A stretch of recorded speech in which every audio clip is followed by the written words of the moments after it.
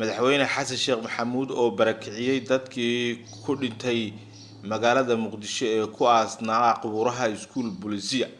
ra'iisul wasaaraha Soomaaliya oo yaab dhabanada haysta afkuna juuqda gabay wasiirka gaashaandhigga Soomaaliya oo sheegay in dawladda farmaajo rabtay in dhulka iskuul booliisiya in ay hoteelo ay ka dhigto Sheekh Cali Wajiis oo u qiilday kooxda xasan sheekh maxamuud ee xukunka joogta farmaajo u jawaabay kooxda xukunka joogta kana hadlay dhibaatada taagan dadka Soomaaliyeed oo ka hadlay barakicinta dawladdu ay ku hayso dadka dhintay iyo kuwa nool ku soo dhawaada barnaamijkeena yaab iyo ashqaraar waxa qubuuraha iskuul booliisiya ka bilowday in ay dadku ay kala baxaan meydadka eheladooda ku aasan halkaasi kuwaasi oo sanado badan oo kala duwan lagu xabaalay kadib amar ka soo baxay dawladda federaalka ee Soomaaliya oo ah inay u baahan tahay dhulka qubuuraha ee iskuul booliisiya wasiirka wasaaradda gaashaandhigga taliyaha ciidanka booliiska Soomaaliya gudoomiye ku-xigeenka amniga gobolka Banaadir iyo culimo awdiin tagay dhulka qubuuraha iskuul booliisiya ayaa ku baaqay in degdeg qubuuraha looga saaro dadka halkaasi ku aasan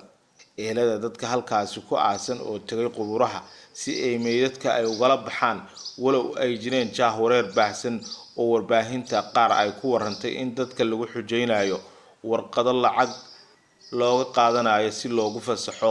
lafaha dadkoodii dhintay hase ahaatee madaxtooyada Soomaaliya ayaa iska dhaga tirtay baaqyadii ugu dambeeyay ee madaxdii hore siyaasiyiinta mucaaradka ay u jeedinayeen kaasi oo la xiriira xaaladda ka taagan qubuuraha iskuul booliisiya kadib markii ay halkaasi ka soo noqotay falcelin aad u xoogan oo shacabku aad uga cawdeen agaasimaha madaxtooyada oo u jawaabayay qaar ka mid ah madaxdii hore iyo siyaasiyiinta mucaaradka ah ayaa u jeediyay in degdeg looga laabto arrinta iskuul booliisiya uguna jawaabay qoraal ay ka dhalatay falcelin xoogan kaasi oo uu ku weeraray kooxdii madaxweyne maxamed cabdullaahi farmaajo ee nabad iyo nolol iyo waliba siyaasi cabdiraxmaan cabdishakuur warsame agaasimaha madaxtooyada Soomaaliya ayaa waxa uu yiri siyaasiga kabahooda ku aasay meydadka askar Soomaaliyeed oo xaqdarro uu ku laayay isla markaana qabriyadooda ilaa maanta aysan eheladooda aqoon meesha ay ku yaalaan ma yahay qofkii dhihi lahaa waxaan aad uga damqanayaa jirkayguna la jircoonaya qubuuraha ay faagayso dawladda federaalka ee Soomaaliya kaas oo uu la jeeday ra'iisul wasaarihii Soomaaliya mudane xasan cali khayre oo oraahdaasi soo qoray kuna soo qoray bartiisa Facebook isagoo aragtidiisa ku aadan arrinta ka taagan iskuul booliisiya ka hadlay waxa kale oo uu yiri agaasimaha madaxtooyada ma waxa xurmada qubuuraha ka hadli kara siyaasiga askari Soomaaliyeed oo nool gacanta u geliyay cadawga maanta badeena doonaya oo uu ula jeedo Ethiopia siyaasigii badii uu muranka geliyay la soo celiyay miyaa garan kara muhiimadda ay qarankan u leedahay dhismaha xarunta ciidanka badda Soomaaliyeed taasina waxa uu la jeedaa siyaasi cabdiraxmaan cabdishakuur warsame oo ah xildhibaan ka tirsan golaha baarlamaanka Soomaaliya dadka qaar ka falceliyay qoraalka ayaa jawaabta uu soo saaray agaasimidiga waxa ay ku tilmaameen in laga wanaagsanaa in madaxtooyadu ay sidan ugu jawaabto baaqyadii ka dhashay go'aankii fajicisada ku noqday bulshada Soomaaliyeed ee ahaa in dawladdu u baahan tahay dhul ay ku aasan yihiin muwaadiniin Soomaaliyeed ayna tahay in laga saaro meydadkooda iyagoo halkaas ku aasnaa muddo ka badan 10 sano hase ahaatee sidee ayay dadku uga falceliyeen qoraalka ay soo qortay filla Soomaaliya xasan boos oo kamid ah dadkii ka falceliyay waxa uu yiri sidaan idinku aamini lahaa ayaa dib ka taagan yahay dhul airportka dhinaciisa ku yaala ayaa hadda ka hor sidan oo kale la sheegay in xiro ciidan laga dhisayo kadibna siyaasiyiin ayaaba qaybsaday oo laga gaday maxamed axmed ayaa isagana waxa uu yiri agaasime hadalka siyaasiyiinta soo dhaafa hoos u soo daga arrinta qaabka loo maareeyay aad bay u fool xun tahay dadkuna waxa idinku xukumayaan waa ficiladiina iyo go'aamadiina ee ma ahan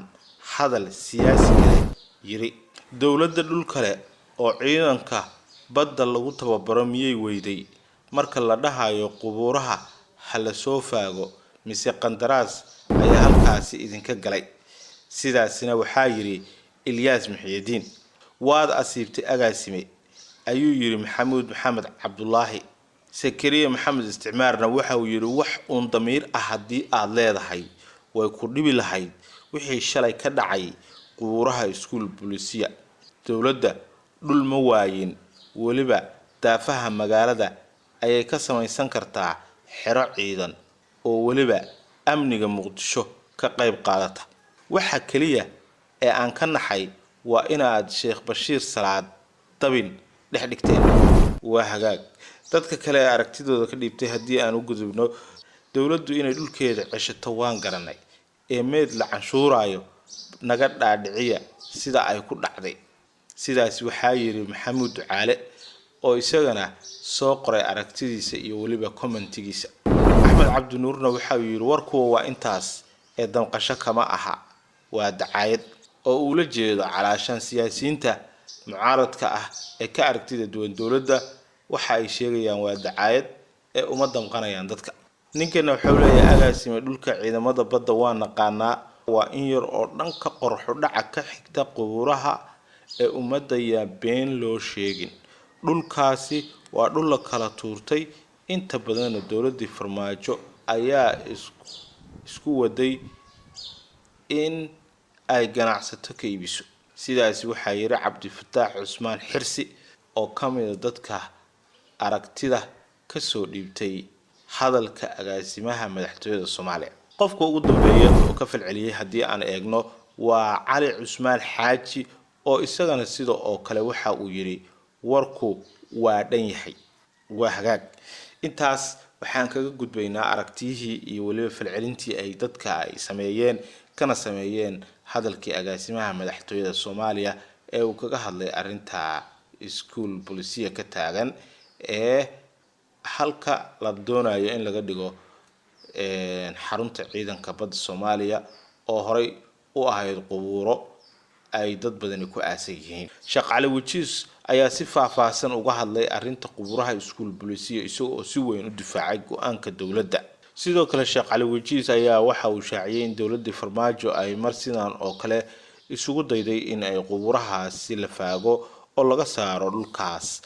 balse ay ka diideen maadaama la siin rabay shakhsiyaad gaar ah hadda oo dowladda Xasan Sheekh Maxamuud ay go'aamisay in dhulkaasi qubuuraha laga saaro waxa uu sheegay in ay la qaateen iyaga oo sheegay in xilligaas iyo hadda kala duwanaansho ay jiraan maadaama dowladda Xasan Sheekh Maxamuud ay dhulkaasi uga faa'iideysanayso si dan guud ah halka dowladda Farmaajo ay rabtay inay ka kirayso shakhsiyaad ganacsato ah Sheekh Cali Wajiis oo waraysi siinayay TV-ga Universal ayaa sidoo kale sheegay in xilligii Farmaajo mar kale dowladda ay ka diideen in dadka ku shaqeysta laga saaro dhul u badan hoteelo oo ku jiro Hotel Afrique oo dowladda ay rabtay in iyagana laga raro gudoomiye injineer Yariisow ayaa noo keenay liis dheer oo qiyaastii 30 ah kuwaasi oo u kiraysan xarumo dowladeed oo hadda hoteelo ay ku yaalaan waxaana ra'iisul wasaare Khayra uu ku dhahay dhulkan hadii dadka ku shaqeysta laga saaro dan guud ma ka hirgelin karna wuxuuna yiri maya ee ka leexo ayaan dhahay dadka degan xaq bay u leeyihiin in ay deganaadaan maadaama sanado badan laga kireeyay oo kirooyin laga qaaday waana naga aqbalay sidaas waxaa yiri Sheekh Cali Wajiis oo warbixin ka bixinayay marxaladihii kala duwanaa ee dowladii ka horeysay ay soo martay iyo waliba sidii ay rabtay in meelo badan oo dan guud ah ay maaragtay dadka saarto ama dadka sidoo kale Sheekh Cali Wajiis ayaa waxa uu sheegay in xilligaasi dowladda Farmaajo ay ka aqbashay culimada is-hortaagii ay ku sameeyeen go'aankii lagu faagi lahaa qubuuraha iskuul booliisiya balse hadda dowladda Xasan Sheekh Maxamuud ay halkaasi ka fulinayso qorshe dan guud oo dhulkaasi lagu dejinayo ciidanka ilaalada xeebaha dalka oo baahi weyn loo qabo. Sheekh Cali Wajiis waxaa la weydiiyay inay la gudboon tahay culimada haddii dhulkaasi laga dhigayo dhul ganacsi oo shakhsiyaad la siinayo, isagoo oo sheegay markaas in ay ka hor imaan doonaan dadkana ay u cadaan doonto in ballantii ay uga baxday dowladdu, balse hadda qorshaha ay dowladdu u sheegtay dadka ay ku raacsan yihiin ay tahay in dhulkaasi dan guud loo isticmaali doono. waxaa isaguna sidoo kale arrintani ka hadlay afhayeenka madaxweyne Maxamed Cabdullaahi Farmaajo oo sheegay in dowladdii Maxamed Cabdullaahi Farmaajo marnaba aysan ku fakirin arrimahan iyo wax u dhow toona, hase ahaatee cidda faraha kula jirta maanta ay tahay dowladda Xasan Sheekh Maxamuud. TV-ga Shabeelle ayuu siiyay waraysi dhinacyo badan taabanaya, hase ahaatee waxa ay iska fogeeyeen eedeymaha iyo waliba eedda loo jeedinayo in ay dhulkaasi danta guud la rabay in loo isticmaalo xilligay xukunka joogeen dhul dan gaar ah. Gudoomiyaha gobolka Banaadir Madaale ayaan ku soo gabagabaynaynaa barnaamijkeena. Madaale hadda ka hor waxa uu ka hadlay dad dhul ay bixiyeen codsaday in laga saaro qubuuro oo dad hore lagu duugay, isagoo oo markaasi si adag uga hadlay. hase ahaatee isagoo oo gudoomiyaha gobolka Banaadir oo matala dadka ku nool magaalada Muqdisho, maanta war lagama hayo, wax hadal ahna lagama hayo. intaas ayaan daawadayaal ku soo gabagabaynaynaa barnaamijkeeni yaab iyo ashqaraar ee aad kala socoteen radio rasmi. waxaa idin soo jeedinaya anigu Axmed Cabdi Maxamed Axmed Toronto. inta aan ku kulmi doono barnaamij ka lamid waxaan idinkaga tegaynaa sidaas iyo nabadgelyo. wassalaamu calaykum waraxmatullaahi wabarakaatuh.